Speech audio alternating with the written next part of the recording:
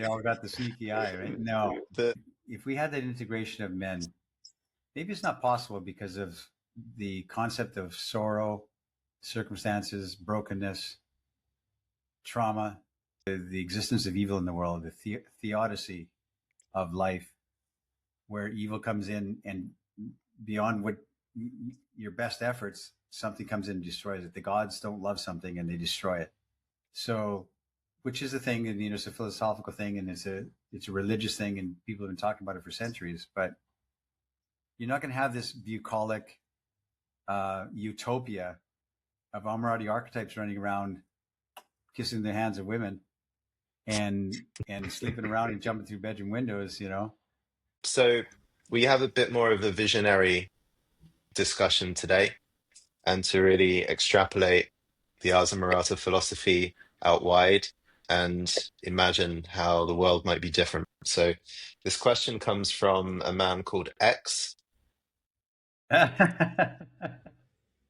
Professor if you're X. inside, yeah, so if you're inside the guild, you'll know who X is. If you don't, then he preserves incredible mystique. Oh, okay. Yeah, I got you. Yeah.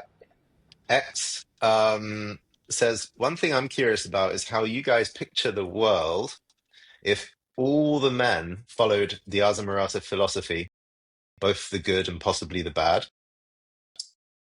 I do foresee Amorati eventually being known as an entity separate from the pickup artist as the guild grows and more of us cause chaos and unleash mischief into the world.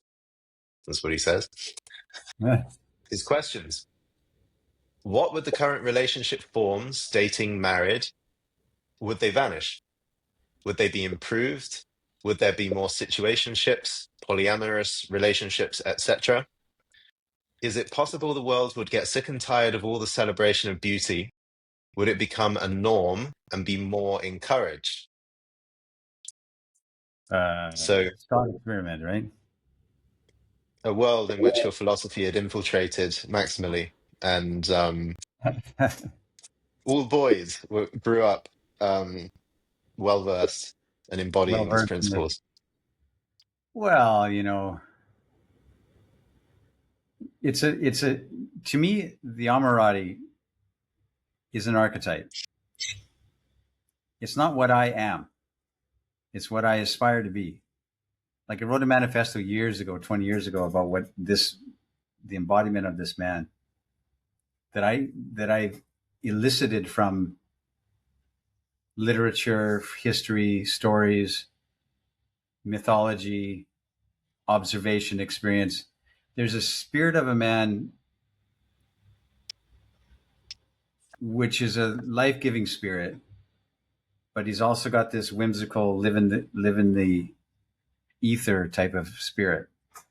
And he brings that into his life, no matter what his career is, no matter what his relationship status is. He could be married for 40 years and he's still got this piratical spirit of curiosity and philosophy and aliveness and rhythm. So the Amorati that X is describing is an archetype that I'm aspiring to, and that I think is where I want to go. And so, I mean, are we in danger of the whole world becoming on this high note all the time? Like it's all starry-eyed? I don't think so, because there's a dark shadow side of men too. Dark shadow side of me, dark shadow side of the Amorati archetype, which is necessary. A lot of people read into my work and think, okay, it's all light and ease and delight, and there's no troubles in the world, and there's no troubles with women, and women are these shining, fluttery butterfly lights that land on your hand. But there's a sadness that in ears into our experience. There's a sorrow, there's circumstances, there's things that disappoint us. There's women that are mean and mean spirited and not nice people. And there's men who are mean and not nice people, which says, okay, well, the last 7 women I met were very condescending to me. And I want to love all women, as Zan talks about, and they're all my girls, etc., doesn't apply.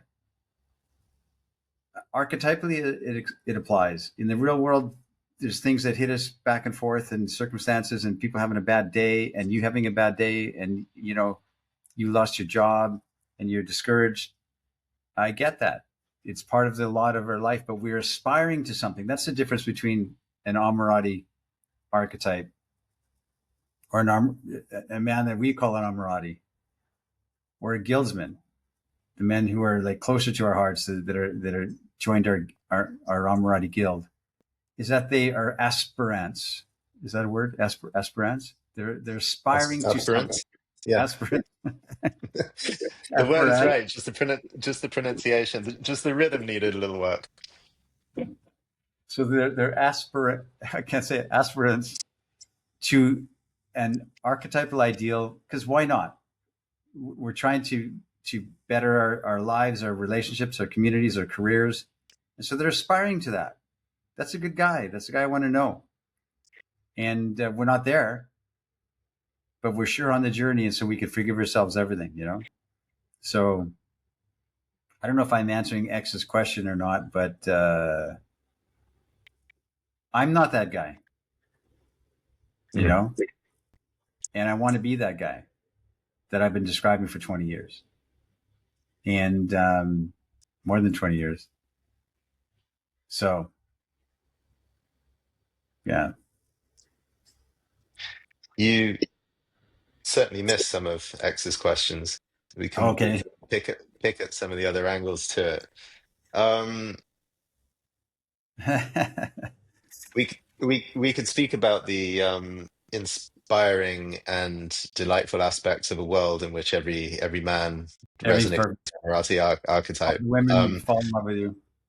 I'm curious what you think of the shadow sides. So, what would a world with 4 billion Amorati men look like in terms of its shadow dynamic or its dark side? Well, if it was the full expression of the archetype, now the way X described it is that everyone is light bearing, light giving, light receiving, and that isn't it. There's a inherent in his question, I think, or his volume of questions, is the lack of this shadow element that is necessary in the heart of a masculine spirit. And so if you have this both upper and lower energy, which I talk about at length in my book, The Alabaster Girl, you have this kindness, respect, and joy and curiosity and humor on the upper spectrum. And you also have this lower moving energy, which is your dark force, your desire to bend the world over, your sexual drive, your conviction. Thus far shalt thou go, no further. That kind of element. If we were all that, if all the men of the world and all the boys that grow up, migrate into this, both the upper and lower aspect of this archetype I'm talking about, fantastic world. And I tell you, women will respond to it. My heresy and my political non-correctness is that, guys say, do you do coaching for women? Do you do the, and I have this idea that, which is my heresy, so I'll get slapped for it, but I'll say it anyway. You don't have to coach the women. Women are a reflection of men in society. If the men are weak, the women are strong. And if the men are integrated and balanced and communicating on an equal basis, women are the same thing. The equality movement that we've been looking for all this, we didn't get equality, we got sameness. And equality would be women being the best expression of themselves in their power, in their nominative spirit, just like men are. And nobody's hierarchically different or better, or it's just that they are powerful in the expression of their feminine spirit that they are, which is necessary component of a proper society, integrated society, and men are too. Instead, the men are weak, apologetic, and the women are disgusted with that, and so they take the reins. Okay, the men, will take over, and they do it. So if we were all this archetypal man that has the upper kindness and joy and respect, and the lower energy of conviction, sexual nature, energy, women will be a reflection of that in society. So my thing is, we don't have to teach the women Ars Amorata, because you teach the men and the women respond. Women are reflected. That's what I'll get slapped for, but I'll say it anyway. I think one of the things that X is angling for in his questions is to understand whether we would live in an Eden of sacred unions of High King and High Queen, or if everybody with the knowledge Yeah. of the serpent would be sleeping around with everybody's wives under their back because they all have the They all got the sneaky eye, right? No, the know-how. Yeah. no. I think that if if we had that integration of men, maybe it's not possible because of the concept of sorrow, circumstances, brokenness, trauma, um, what some would call evil, the existence of evil in the world, the theodicy of life, where evil comes in and beyond what your best efforts, something comes in and destroys it. The gods don't love something and they destroy it, you know? So, which is a thing, and it's a philosophical thing, and it's a religious thing, and people have been talking about it for centuries. But you're not going to have this bucolic utopia of Amorati archetypes running around, kissing the hands of women, and sleeping around and jumping through bedroom windows. Um, so I don't know. It's a fun question, but it's not a it's and I'll say this. I think the things that we've explored over these years, Jordan, this philosophical framework, if you want to call it, of Ars Amorata, which is not new. It's cobbled together from ancients. It's nothing original, but it's collated and it's gathered together into a coherent system of belief and framework with a lot of influences from ancient sources, etc. Um, I think that I think that should be taught in schools. I think that a 13-year-old boy should hear this, and I would love to have part of my future, and I intend to have part of my future talking to 13, 14, 15-year-old boys. That's my target audience. That's cool. I would love to give that kind of conversation to them, because there's no hope for young men. There's no good messages. It's a strong, aggressive message of take back the power, or it's a sensitive, nice guy, be a male feminist message, which serves nobody. There's no good Mm. balanced message for young men. That's why, you know, that's why there's this despondency in the Western youth, Western young men, where they've lost hope in something, and they feel that their masculinity is toxic. And so to rescue that would be a great, great life purpose or life work for me or for anybody else. Try and recover that back to joy and back to sexual drive and fun. And you're a horny young man. That's a good guy. That's a damn good guy, you know?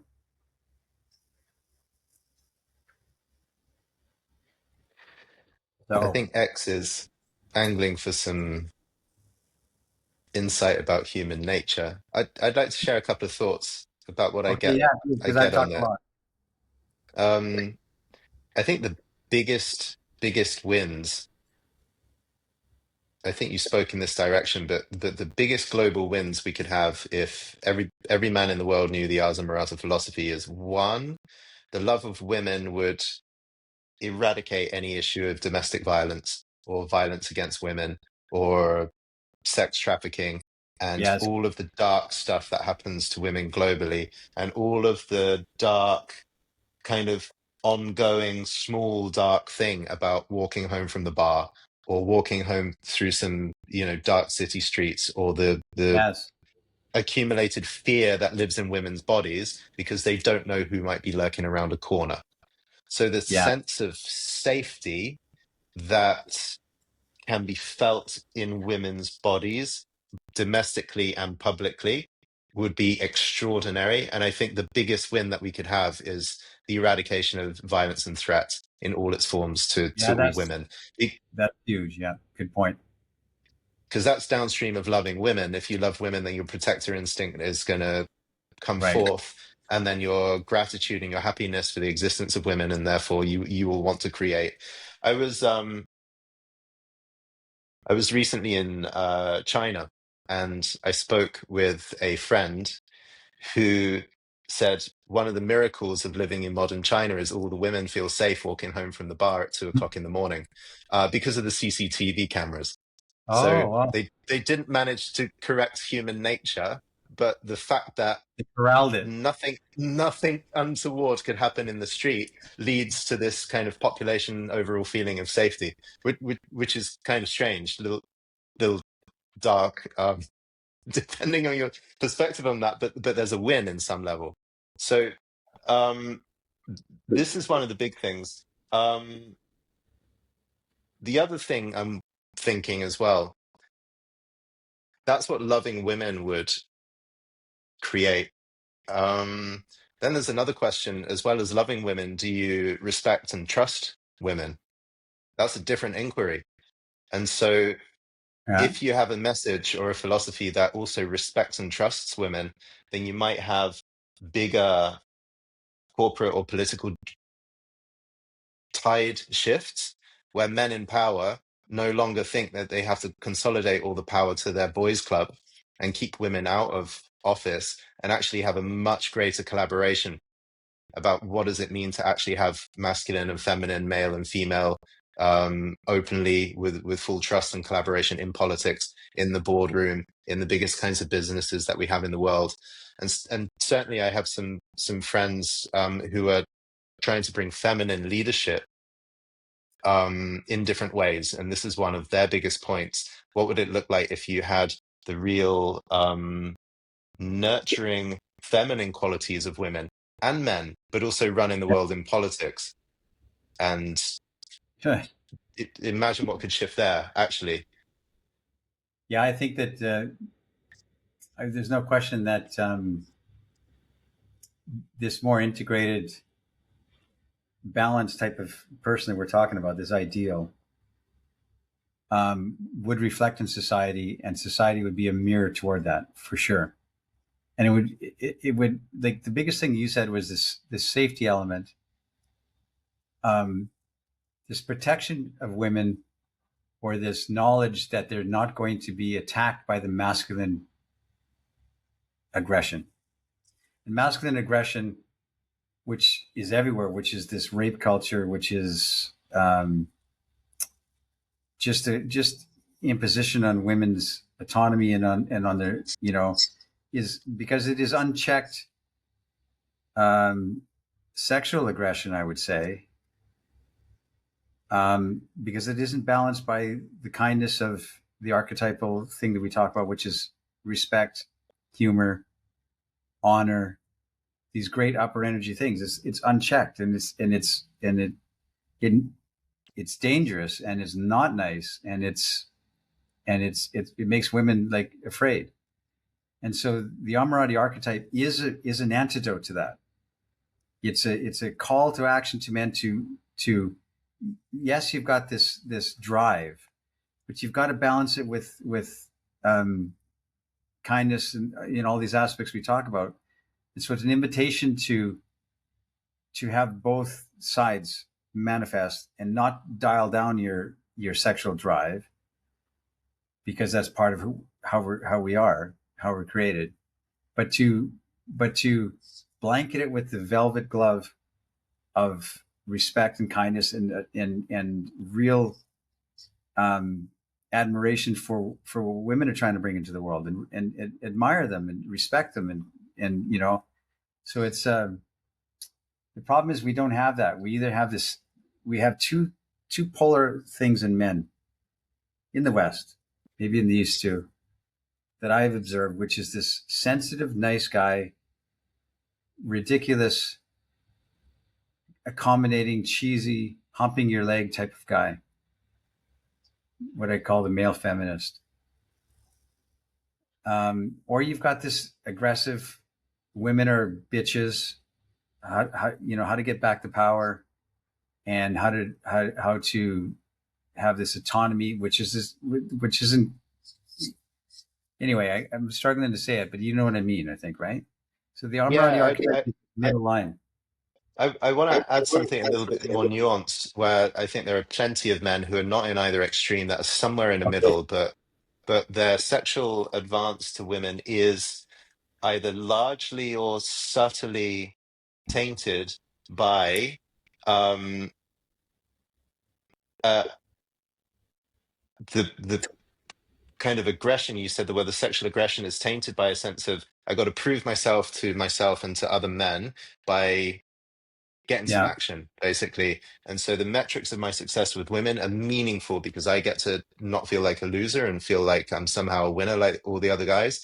And then the sexual advances to women are flavored with that, which is a neediness, for their own identity among other men and Yeah. feeling worthy because they got enough action. I think a lot of the sexual aggression that women face come from men's compensation, using sex as a compensation for their own inner lack. And Right. so if we sorted that out, which is a huge part of it, getting anywhere close to the Amorati archetype, that would contribute to, I think, major advance in safety. Yeah, for And sure. and this is not the kind of crazy, ultra carnivore, red pill, gun-toting, muscle Yeah, I'm carnivore. podcaster job, or the performative matcha-latte drinking, um, I drink matcha. pamphlet reading guy. Yeah, you do. Oh, You're a male feminist. Um, but someone much more seemingly middle of the road and seemingly benign, but actually, when the stakes get up and he feels that he might get rejected or so on, might yeah. step The on the middle gas of the and he's road guy has coercion. sorry, Jordan. The middle of the road guy has no guideposts. He has no lamp to guide his path, and so he sees all these guys that are maximizing their Lamborghinis and and they get these girls with augmented body parts, and they think, "Wow, come I want to be like that."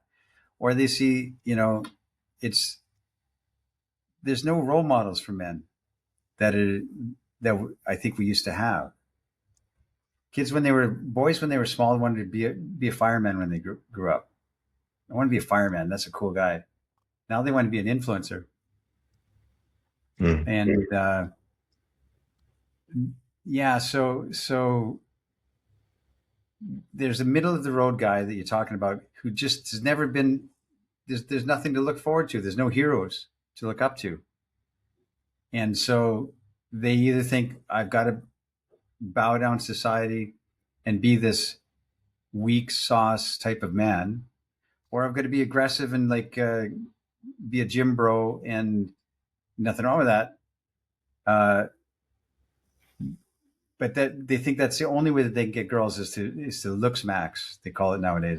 I just heard this phrase the other day, looks max, to maximize your looks and maximize your wallet, maximize your imprint and get a bigger boat. And then you have women on your boat. But are you fulfilled and are you loved and are you respected? You know? So it's there's this middle of the range guy who wants to have the balance of both to be good in the sensitive side of things, to be respectful to women, to honor their autonomy, and to be advocates for what they're trying to create as women. They're advocates for that. They're not against it. They're not enemies of the women, and women are the demons. And they're also not just going to go down this pure masculine energy path where women don't matter. We can just go into the forest and paint our faces and beat drums and we don't care about women. So you're right. I have a lot of contempt for both sides. Maybe you feel that, and I Mm. shouldn't, but I do. I don't respect men who hate women, misogynists, and I don't respect men who voluntarily give up their balls and be this doormat, this lapdog. Men who are sincere and don't know a better way. I like that guy.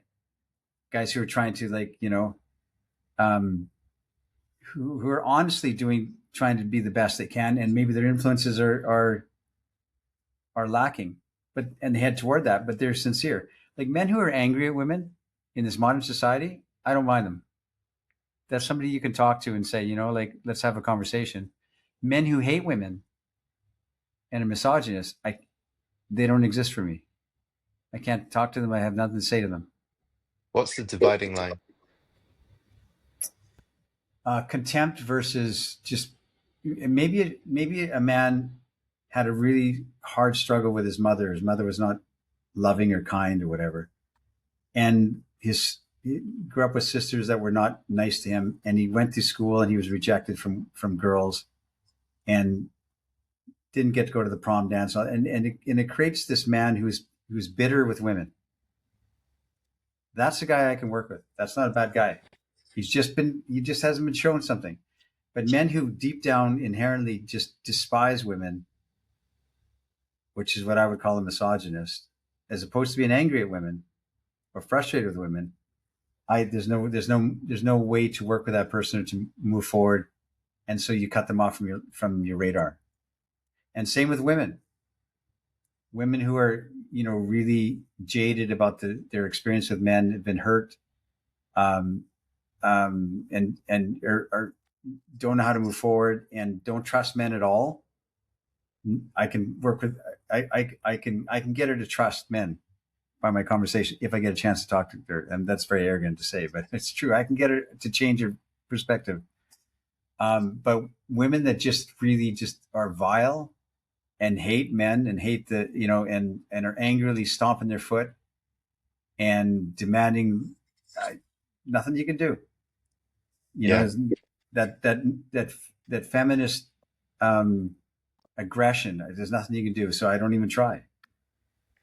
Let's pick this up in a future episode, because I've been having some conversations with the guildsmen behind the Okay. scenes, who feel that they are from certain countries in the world where there is an institutionalized hatred towards men, that they feel like they're on the receiving end of Amazing.